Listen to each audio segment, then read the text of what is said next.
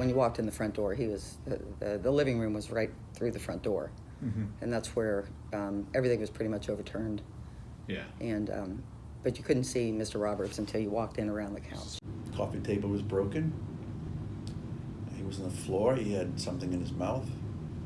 Apparently got beat with some object. There was some glass on the floor.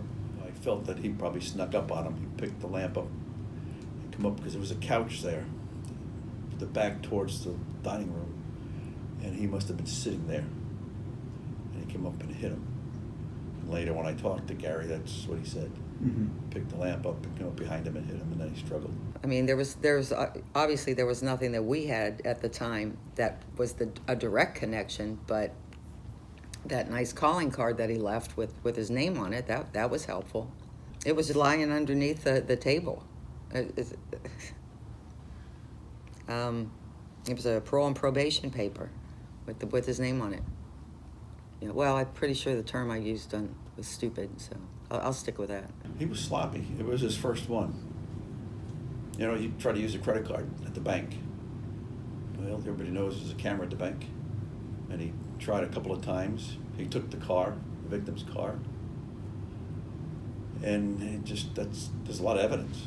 We took action as quickly as we could, considering what we had to wait for. Nowadays, everything's digital. We had to wait for pictures. You know, we had to wait for statements from credit cards. We had to wait for videotapes from other states where he was going through a convenience store.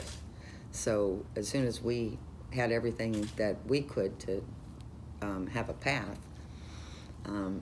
we got in the car and we followed the path. I was out on major cases. And Tom was the one that called me. Tom Youngman was the one that called me. He said, so, and then that was when we found out, after he got arrested. What did Tom tell you?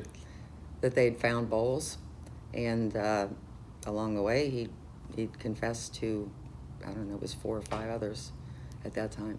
Did you sigh? Did you pause? Did you have to get out of your seat? I mean, No, I'm pretty sure it was just a lot of cursing.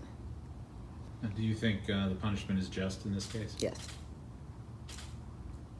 Yes, I do. A little late, but, you know, I do believe in the death penalty. I just wish it was quicker. Killed 6 people. You can prove it without a doubt. So why not? It's time. You should have done this before, though.